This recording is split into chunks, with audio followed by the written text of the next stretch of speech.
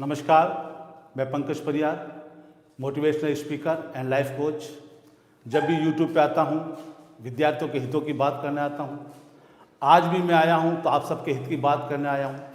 लेकिन आज हमारा चर्चा का विषय ये नहीं रहेगा कि क्या पढ़े और क्या नहीं पढ़े, क्योंकि जो पढ़ना है, जो कंटेंट आपको तैयार करना है वो आप कर लिया और भी कर लेंगे। आज हमारा चर्चा का विषय रहेगा कि बोर्ड परीक्षा में पेपर का प्रस्तुतिकरण कैसे करें। सबसे पहले तो दोस्तों इस कंसेप्ट को समझते हैं कि पेपर का प्रस्तुतिकरण क्या होता है। इसको एक सिंपल से उदाहरण से आप समझिए कि घर पे मेहमान आए हैं, हमने बहुत अच्छा खाना बनाया है, बहुत अच्छी मिठाइयाँ बनाई है। अब जब उनके सामने हमने परोसने की तैयारी की तो हमने एक थाली में सारी मिठाइयाँ भी डाल दी, सारी सब्जियाँ भी डाल दी और ले जा के खाना परोस दिया। अब खाना हमारा बहुत अच्छा बना हुआ था, लेकिन जो थाली, एक ही थाली में हमने जो सारी चीज़ें डाल दी, उससे क्या हुआ कि सारी चीज़ें इंटरमिक्स हो गई और खाने वाले को आनंद नहीं आ पाया। खाना अच्छा होते हुए भी खाने वाले को आनंद नहीं आ पाया, वो खुश नहीं हो सका। दूसरा तरीका ये था कि हमने जो प्लेट ली उसमें सब्जी के लिए अलग अलग बाउल्स लेते, स्वीट्स के लिए अलग प्लेट लेते और अच्छे से उसको थाली में रखकर उनके सामने ले जाते, तो मेहमानों को खाने का आनंद आता और उसको खुश होते।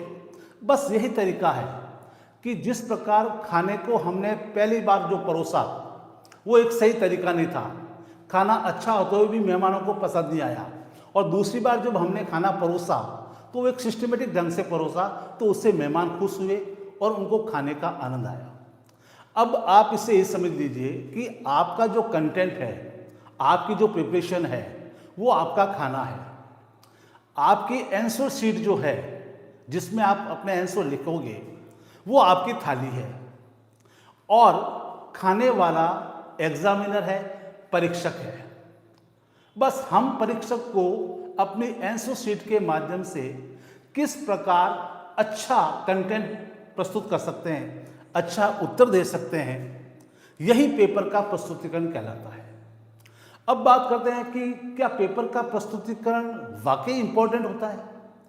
तो दोस्तों मैं ये कहना चाहूँगा कि पेपर का प्रस्तुतिकरण वास्तव में बहुत ही जरूरी है। देखो, हर चीज़ की एक प्लानिंग करनी पड़ती है, एक स्ट्रेटजी बनानी पड़ती है और उस स्ट्रेटजी के तहत यदि हम काम करते हैं तो निश्चित रूप से हमें सफलता मिलती है। इसके लिए हमें एग्जामिनर की मेंटेलिटी को समझना पड़ेगा।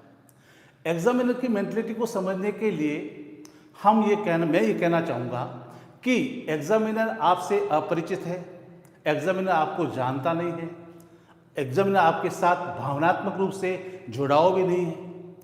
तो जो कुछ भी बोलेंगे, जो कुछ भी इम्प्रेशन हमारा वहाँ पड़ेगा एग्जामिनर के सामने, वो इम्प्रेशन केवल और केवल हमारी आंसर शीट के माध्यम से पड़ेगा और आंसर शीट ही एग्जामिनर को इम्प्रेस करेगी और हमारी आंसर शीट ही एग्जामिनर को इरिटेट करेगी। इसलिए हमारा प्रयास ये रहे कि हमारी जब आंसर शीट चेक हो उस समय एग्जामिनर बिल्कुल चेयरफुल मूड में रहे, आनंदित रहे, फ्रेंडली रहे, किसी प्रकार का इरिटेशन नहीं हो। ये सारी बातों को यदि अपन लेके चलते हैं और ध्यान रखते हैं तो निश्चित रूप से हमें अपने अच्छे अंक प्राप्त करने में निश्चित रूप से सफलता मिलेगी और हमें अच्छे अंक प्राप्त होंगे। अब पेपर का प्रस्तुतिकरण कैसे करें, उसमें किन किन चीज़ों का ध्यान रखें ताकि हमारा एक अच्छा इंप्रेशन एग्जामिनर के सामने हो सके, उसके लिए मैं आपको बताना चाहूँगा। थोड़ा सा मैं आपको 2 स्टेप पीछे ले जाऊँगा कि जब भी हम एग्ज़ाम देने के लिए घर से निकलें तो बिल्कुल आराम से निर्धारित समय पर निकलें और पूरे कॉन्फिडेंस के साथ निकलें। यहाँ तक कि मैं कहूँगा कि आप में एक प्रकार का फुलिश कॉन्फिडेंस होना चाहिए कि जो मैंने तैयारी की है वो फुल एंड फाइनल है, जो मैंने तैयारी की है वो फुल एंड फाइनल है और इस कॉन्फिडेंस के साथ आपको घर से निकलना है। फिर आप परीक्षा केंद्र पर पहुँच जाते हैं। दूसरे पॉइंट, परीक्षा केंद्र पर पहुँचने के लिए मैं आपको ये एडवाइस करूँगा कि आप जिस कॉन्फिडेंस के साथ घर से निकले हैं उस कॉन्फिडेंस को मेंटेन करने के लिए परीक्षा केंद्र पर आप अपनी धुन में रहें, आप अपने मिजाज में रहें, अकेले रहें। क्योंकि बहुत सारे विद्यार्थी ऐसे होते हैं जिनकी तैयारी आधी अधूरी होती है और वो खुद भी कंफ्यूज होते हैं, दूसरों को भी कंफ्यूज करने की कोशिश करते हैं। अब मान लो आप अच्छे मूड में गए, फुल ऑफ कॉन्फिडेंस होके गए, और वहाँ पर आपका एक दोस्त आता है और आपको आके बोलता है कि यार इस बार तो 1857 की क्रांति के परिणाम निश्चित रूप से आएंगे। अब बाय द वे अपने 1857 की क्रांति के कारण पढ़ लिए, घटनाक्रम पढ़ लिया और इनके आधार पर परिणाम लिख भी लेंगे, लेकिन क्योंकि परिणाम हमने नहीं पढ़े, अब हमारी जो तैयारी है, हमारा ध्यान हमने जो अच्छी तैयारी की है उससे हटकर वहाँ पे आ गई है जो हमें याद नहीं है, और उस बात की श्योरिटी भी नहीं है कि वो क्वेश्चन जो आपका दोस्त बता रहा है वो आएगा ही आएगा। लेकिन एक अनावश्यक हमारे पे स्ट्रेस आ जाता है, हमारे कॉन्फिडेंस लेवल थोड़ा सा गिर जाता है। तो मैं आपको यह सलाह दूंगा कि परीक्षा केंद्र पर आप बिल्कुल चेयरफुल मूड में रहें, अकेले रहें, यह आपके लिए ज़्यादा लाभकारी होगा। तीसरा पॉइंट है परीक्षक की मानसिकता, जिसका चर्चा हमने कर ली कि परीक्षक को, एग्जामिनर को इम्प्रेस करने के लिए हम अपनी नोटबुक को, हम अपनी आंसर शीट को जितना अच्छा तरीके से पेश करेंगे उतना अपने को फायदा मिलेगा। अब आप परीक्षा कक्ष में पहुंच जाते हैं, एग्जामिनेशन हॉल में पहुंच जाते हैं, तो कुछ बच्चे क्या करते हैं कि जैसे ही कॉपी मिलती है और वो एंट्रीज लिखना शुरू कर देते हैं। यहाँ पर मैं आपको एक बात की सलाह दूंगा कि एंट्री करने से पहले एक बार आप अपनी नोटबुक को देखें, आंसर शीट को देखें, कोई पेपर फटा हुआ तो नहीं है, कोई टेढ़ा मेढ़ा पेपर तो नहीं है। जब आप श्योर हो जाए कि हाँ मेरी आंसर शीट बिल्कुल अच्छी है, उस समय आप एंट्री लिखना शुरू करें। क्योंकि एंट्री लिखने के बाद यदि हमें मालूम चला कि हमारा एक पेज सही नहीं है या 2 पेज खाली आ गए हैं, उस समय फिर हमारे पास कोई विकल्प नहीं रहेगा। तो आप एंट्रीज करने से पहले अपनी नोटबुक को देखें, आंसर शीट को चेक कर लें और फिर आप जो भी एंट्रीज लिखनी है वो लिखें। एग्जामिनेशन हॉल में परीक्षा जो कॉपी मिलती है उस समय हमें पास 15-20 मिनट का समय होता है। तो कुछ बच्चे क्या होता है, टाइम पास करते हैं, इधर देखेंगे, उधर देखेंगे, ऊपर देखेंगे। आप उस टाइम का यूटिलाइज करो, आप उस टाइम को उपयोग करो। बाय द वे आपके पास कॉपी में बॉर्डर लाइन है जब तो ठीक है, और नहीं है तो आप बिल्कुल क्वेश्चन नंबर लगाने के लिए बॉर्डर लाइन करें। और मैं तो यहाँ तक कहूँगा कि आप राइट हैंड साइड में भी छोटा सा स्पेस बनाएं। इससे क्या होगा कि आपकी राइटिंग का एक लुक आएगा, आपकी राइटिंग एक सिनेमा स्कोप में आएगी, और एग्जामिनर जब कॉपी चेक करेगा तो उस समय जब वो कॉपी को मोल्ड करेगा तो उस समय आपके कुछ लेटर्स, कुछ शब्द दबेंगे नहीं, क्योंकि आपने एक छोटा सा मार्जिन वहाँ छोड़ रखा है। तो इससे एग्जामिनर को तकलीफ भी नहीं होगी और हमारा भी एक कोई नुकसान नहीं होगा, और एग्जामिनर को उसको पढ़ने के लिए परेशान नहीं होना पड़ेगा। अब जब पेपर अपने, अगला पॉइंट है पेपर को पढ़ना। पेपर हमारे हाथ में आता है तो हम देखते हैं कि कई बार विद्यार्थी जैसे ही पेपर मिलता है और क्वेश्चन नंबर फर्स्ट से लिखना शुरू कर देता है। आप उस पेपर को एक बार सरफेशियली पढ़िए, इससे आपको श्योर हो जाएगा कि मुझे सबसे बढ़िया क्वेश्चन कौन से आते हैं और उन क्वेश्चन को मैं पहले करूं। तो पेपर को पढ़ने से आपको एक बड़ा बड़ा आइडिया हो जाएगा। उससे आपका क्या होगी कि जो प्रायोरिटी ऑफ क्वेश्चन है, प्राथमिकता जो क्वेश्चन की है, वो आप अच्छी तरह से तय कर पाएंगे।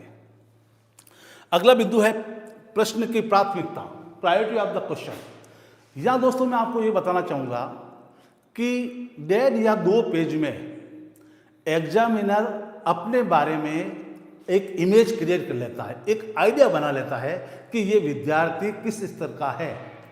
अब यदि हमने बहुत वे क्वेश्चन किए जो हमें बहुत अच्छे आते हैं तो निश्चित रूप से हमें उसका फ़ायदा मिलेगा। और बाय द वे हमने उस 1.5-2 पेज में वो क्वेश्चन कर लिए जो हमें आधा दूर आते थे, जिनके बारे में हम श्योर नहीं हैं, तो जो इमेज क्रिएट हो जाएगी वो 1.5-2 पेज में हमारी इमेज क्रिएट हो जाती है। तो हमें एग्जामिनर के सामने एक अच्छी इमेज क्रिएट करने के लिए पहले वो क्वेश्चन करें जो आपको बहुत अच्छे तरीके से आते हैं, जिनको लेकर आप बहुत ज़्यादा श्योर है, और वो कार्य आपका बिल्कुल साफ सुथरा और कॉन्फिडेंस के साथ होना चाहिए। जब एक बार यदि अच्छी इमेज बन गई तो बीच में हम थोड़ा सा अच्छा नहीं करेंगे तो भी एग्जामिनर का जो मार्क्स देने का तरीका है वो जो हमने पहले इमेज बना दी उसके दिमाग में, उसी इमेज के आसपास घूमेगा और यदि पहली बार में फर्स्ट इंप्रेशन में हमने यदि हमारी इमेज उसके दिमाग में अच्छी नहीं बन पाई, तो हम यदि आगे जाकर अच्छा करेंगे तो भी उसका फ़ायदा हमें नहीं मिलेगा। तो 1.5-2 पेज में आप क्वेश्चन की प्राथमिकता तय करें और वो क्वेश्चन करें जो आपको बहुत अच्छे आते हैं, जिनको लेकर आप बहुत ज़्यादा श्योर हैं। अगला बिंदु है प्रश्न का क्रम, सीक्वेंस ऑफ द क्वेश्चन। अब देखो, एक बात तो चर्चा की हमने कि हमें वो क्वेश्चन पहले करने हैं जो हमें बिल्कुल अच्छी तरीके से आते हैं, लेकिन ये पॉइंट हमारा ये कहना है कि प्रश्न का क्रम भी थोड़ा सा ध्यान में रखना है। अब बाय द वे हमने सबसे पहला दूसरा क्वेश्चन किया, उसके बाद हम सीधा क्वेश्चन नंबर 23 पे चले गए, वहां से वापस क्वेश्चन नंबर 4 पे आए, फिर वापस क्वेश्चन नंबर 25 पे चले गए। तो इस सिलसिले में एग्जामिनर को क्या है, बहुत ज़्यादा बार पेपर को पलटना पड़ेगा, नोटबुक को पलटनी पड़ेगी, पेपर को इधर उधर करना पड़ेगा। तो ही विल बी इरिटेट, वो थोड़ा चिड़चिड़ा होगा कि यार बच्चा क्या क्या क्रम कर रहा है, एक क्वेश्चन इधर से उठा रहा है, एक उधर से कर रहा है। तो हमें प्राथमिकता के साथ साथ सीक्वेंस ऑफ द क्वेश्चन का भी ध्यान रखना है, प्रश्न का क्रम भी ध्यान रखना है कि हमारा जो प्रश्न है उसके सीक्वेंस में 4-5 प्रश्न से ज़्यादा अंतर नहीं हो, ताकि एग्जामिनर को कम से कम पेपर पलटना पड़े, वो कम से कम इरिटेट हो और खुश मिजाज रहे, अपनी आंसर शीट चेक करे तब। अगला बिंदु है लिखने का तरीका, राइटिंग। कई बच्चे अपनी राइटिंग को लेकर बहुत परेशान होते हैं कि मेरी राइटिंग अच्छी नहीं है। मैं यहाँ एक चीज़ क्लियर करना चाहूँगा कि राइटिंग कोई मायने नहीं रखती है। मायने यदि रखती है तो आपकी राइटिंग रीडेबल होनी चाहिए। रीडेबल का मतलब है कि आपने जो लिखा है वो एग्जामिनर पढ़ सके, बस इतना क्लियर होना चाहिए। राइटिंग को अपन रातों रात चेंज कर नहीं सकते, ठीक है। तो उसके लिए हमारी राइटिंग ऐसी होनी चाहिए कि वो पढ़ सके आराम से। अब कई बच्चे क्या है कि बिल्कुल छोटे छोटे लिखते हैं, तो उससे क्या होता है, एग्जामिनर को नोटबुक को, आंसर शीट को हाथ में लेकर पढ़ना पड़ता है। अब बार बार उसको नीचे रखेगा, हाथ में लेके पढ़ेगा, तो उसको परेशानी होगी। और हमारा उद्देश्य क्या है कि एग्जामिनर को किसी प्रकार से परेशान नहीं करना। कई विद्यार्थी बहुत ज़्यादा बड़े लिखते हैं, 2 नंबर का क्वेश्चन है और पूरा पेज भर देते हैं, तो एग्जामिनर को लगता है कि इसने बहुत अनावश्यक लिखा है। तो राइटिंग के मामले में ये होना चाहिए कि ऐसी राइटिंग होनी चाहिए जो ना तो ज़्यादा बड़ी हो ना ज़्यादा छोटी हो, और आपकी पढ़ी हुई, आपकी लिखी हुई राइटिंग को वो पढ़ सके। ये राइटिंग के मामले में आपको ध्यान रखना है। कई बच्चे डॉक्टरी लैंग्वेज लिख देते हैं। सपोज करो कॉन्ग्रेचुलेशन की स्पेलिंग है CONG करके आगे ऐसा कर देते हैं। अब आप खुद को नहीं मालूम है कि आपने क्या लिखा। तो इस प्रकार की डॉक्टरी लैंग्वेज का भी प्रयोग अपने को नहीं करना है। अगला पॉइंट है पॉइंट राइटिंग। कोई सा भी क्वेश्चन हो, यदि आप पॉइंट वाइज लिखते हैं तो इससे एग्जामिनर पे ये इंप्रेशन पड़ता है कि you are sure about your answer, कि आप अपने उत्तर को लेकर बहुत आश्वस्त है। पॉइंट लिखने से आपका जो कॉन्फिडेंस लेवल है वो एग्जामिनर देखता है कि विद्यार्थी को अपने उत्तर को लेकर कॉन्फिडेंस है, चाहे वो 3 नंबर का क्वेश्चन हो, चाहे वो 6 नंबर का क्वेश्चन हो। यदि आप पॉइंट राइटिंग लिखते हैं तो इससे आपका इंप्रेशन बढ़ता है। प्लस बड़े क्वेश्चन में आप पॉइंट को पहले से ही एक चार्ट बना के पॉइंट को शो कर दो, तो वहीं पे एग्जामिनर प्रभावित हो जाएगा कि बच्चे को इतने पॉइंट आते हैं, और पॉइंट के माध्यम से आपके कॉन्फिडेंस को वो चेक कर लेगा। तीसरी चीज, पॉइंट को हमेशा ABCD में लिखिए, 1 2 3 4 ऐसा नहीं लिखना है, क्योंकि 1 2 3 4 लिखने से क्या है कि एग्जामिनर को एक आइडिया आता है कि इस क्वेश्चन में तो 7 पॉइंट है और बच्चे ने 5 ही लिखे। तो आप ABCD में के लिखेंगे तो थोड़ा सा वो कैलकुलेट नहीं करेगा, और कैलकुलेट नहीं करेगा तो उसका फायदा अपने को मिलेगा। अगला पॉइंट है गैपिंग। गैपिंग का मतलब ये है कि जैसे आपने एक क्वेश्चन नंबर फर्स्ट है, उसमें 5 सब क्वेश्चन है, तो हर सब क्वेश्चन के नीचे एक लाइन छोड़नी है। और जब आपका एक क्वेश्चन पूरा खत्म हो जाता है, मतलब 5 सब क्वेश्चन पूरे हो गए, उसके बाद आप 2 लाइन छोड़ के नया क्वेश्चन शुरू कीजिए। और जब आपकी राइटिंग होती है तो जो लेटर्स है, आपके जो शब्द है, उन शब्दों में थोड़ा सा पर्याप्त गैप होना चाहिए, कि आपने क्या लिखा है वो आपके समझ में, उसके समझ में आ जाना चाहिए। हर क्वेश्चन के नीचे एक लाइन छोड़िए, पूरा क्वेश्चन जब खत्म हो जाता है तो उसके नीचे 2 लाइन छोड़िए। इस प्रकार गैपिंग को मेंटेन करते हुए अपने को आगे चलना है। अगला बिंदु है शब्द सीमा, वर्ड लिमिट। हम कई बार जो क्वेश्चन हमें आते हैं उनको लेकर इतने एक्साइटेड हो जाते हैं, उत्तेजित हो जाते हैं कि समय सीमा और शब्द सीमा का ध्यान ही नहीं रहता है। क्वेश्चन आते हैं 20 से 30 शब्दों में लिखिए, 60 से 80 शब्दों में लिखिए, तो आपको जो लिमिट बताई गई है उससे 5 शब्द कम में उसको एंड कीजिए। 20 से 30 शब्दों में कह रहा तो आपको 25 में ख़त्म करना है। 60 से 80 शब्दों का बोला गया है तो आपको 70 शब्दों में ख़त्म करना है। उससे क्या होगा कि एग्जामिनर के पास अपन जानते हैं कि बहुत सारी नोटबुक है, उनका एक टारगेट बना हुआ है कि मुझे एक दिन में इतनी नोटबुक चेक करनी है। तो आप यदि ज़्यादा लिखेंगे, उसको एग्जामिनर के पास आपका जो आवश्यक लिखा है वो पढ़ने का भी समय ज़्यादा नहीं है, तो वो आपका अनावश्यक मैटर क्यों पढ़ेगा। तो अनावश्यक मैटर पढ़ेगा तो उसका समय खराब होगा। और दूसरा नुकसान हमें ये होगा कि हम जितना ज़्यादा लिखेंगे उसमें गलतियाँ ज़्यादा निकल के आएगी और उससे हमारे मार्क्स कटेंगे।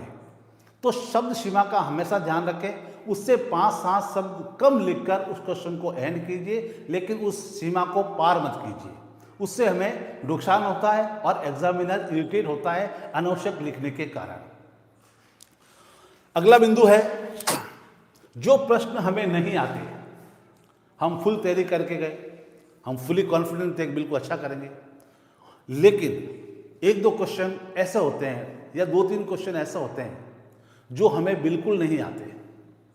अब ऐसे प्रश्नों को क्या करें, छोड़ना क्वेश्चन को है नहीं, करना तो है ही। तो ऐसे प्रश्न में क्या करिए, आप उस टॉपिक को पकड़िए कि वो प्रश्न किस टॉपिक में से है, किस लेसन में से है, और उस लेसन से संबंधित आपको जो भी याद है, जो भी आपको आता है वो लिखिए। कई बार मैं देखता हूँ विद्यार्थियों को कि क्वेश्चन नहीं आते हैं तो पैसेज में से 3-4 लाइन कॉपी करके उसमें लिख देते हैं, जबकि उसका कोई लिंक नहीं। तो जो प्रश्न नहीं आते हैं उसमें हमें कम से कम ये करना है कि वो प्रश्न जो है किस टॉपिक में से है, किस लेसन में से है, और उस लेसन से संबंधित हमें जो भी याद है वो हमें लिखने का प्रयास करना चाहिए, ताकि उसमें से अपने को नंबर मिल सके। अगला बिंदु है प्रश्न को पूरा पढ़ना। कई बार हम क्या करते हैं कि प्रश्न को पूरा नहीं पढ़ते हैं और थोड़ा सा पढ़ के जहां से अपने को आता है वहीं से शुरू हो जाते हैं। सपोज करिए क्वेश्चन आया कि संविधान की विशेषता लिखिए तथा दोषों का विवेचन कीजिए। हमने पढ़ा संविधान की विशेषताएं लिखिए। अब संविधान की विशेषता अपने को बहुत अच्छे तरीके से याद है, हम आगे गए नहीं सॉरी हम आगे बढ़े नहीं और दोषों के बारे में देखा ही नहीं, हमने संविधान की विशेषताएं लिख दी और घर जब आए तब मालूम चला कि यह संविधान की विशेषताओं के साथ साथ दोषों का भी विवेचन करना था।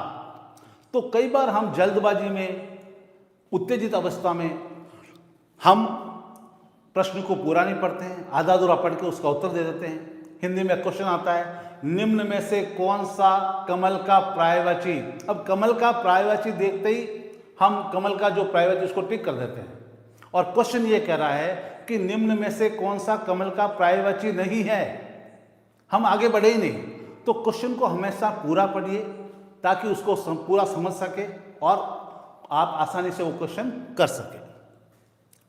अगला बिंदु है समय प्रबंधन, टाइम मैनेजमेंट। देखो परीक्षा में समय प्रबंधन बहुत ही इंपॉर्टेंट है। यदि समय का प्रबंधन हम सही तरीके से नहीं कर पाए, हमने एक अच्छी रणनीति के तहत पेपर नहीं दिया, तो हम देखते हैं कई बार कम पढ़ने वाले विद्यार्थी अच्छे अंक ले आते हैं और ज़्यादा पढ़ने वाले विद्यार्थियों के कम अंक आ जाते हैं। This is the difference of strategy and time management. यही आपकी रणनीति और समय का प्रबंधन की कमी के कारण ऐसा होता है। जो क्वेश्चन हमें अच्छे आते हैं उसमें हम इतने मस्त हो जाते हैं कि समय सीमा का हमें ध्यान ही नहीं रहता और हम लगे रहते हैं, लिखते रहते हैं, लगे रहते हैं, लिखते रहते हैं, और फिर बाद में मालूम चलता है कि हमारे जो छोटे छोटे ऑब्जेक्टिव्स थे वो क्वेश्चन जो बिल्कुल मैथमेटिकल कैलकुलेशन वाले थे, वो क्वेश्चन हमारे छूट गए। तो जब भी हम पेपर करते हैं, हमारी घड़ी हमारे पास होनी चाहिए और टाइम के अनुसार हमें हर क्वेश्चन को टाइम देना है और उसके अनुसार उसको पूरा करना है। अगला पॉइंट है डेकोरेशन। जब आपका पेपर कंप्लीट हो जाता है, आपको लगा है हाँ मैंने पूरा पेपर कर लिया है, अब थोड़ा सा आप डेकोरेशन कीजिए। डेकोरेशन में क्या करना है कि जो हमने पॉइंट लिखे हैं उन पॉइंट को आप अंडरलाइन कीजिए। जो लाइनें हमने छोड़ी है उसको आधा थोड़ा सा पेन से यूं आधा खींचना है ताकि थोड़ा सा एक लुक बने। तो इस प्रकार से पॉइंटों को, चार्ट को, लाइनों को थोड़ा सा डेकोरेट करना है ताकि उससे अपनी एक आंसर शीट का लुक अच्छा आएगा और अपना एक अच्छा इंप्रेशन जाएगा। तो दोस्तों, ये कुछ बातें थी जिनका हमें पेपर का प्रस्तुतिकरण करते समय, जब परीक्षा हम दे रहे होते हैं, तो इन पॉइंटों का बिल्कुल ध्यान रखना है। अब आपको लगता होगा कि ये छोटी मोटी बातें हैं, क्या है इनका, लेकिन आप इन पॉइंटों को आराम से सुनना, एक एक पॉइंट को समझना और एक एक पॉइंट को समझकर उसको परीक्षा में अप्लाई करना, आपको निश्चित रूप से सफलता मिलेगी। एक बार फिर आप सभी को परीक्षा की अग्रिम शुभकामनाएं, हार्दिक बधाई, आपको सफलता मिले। नमस्कार।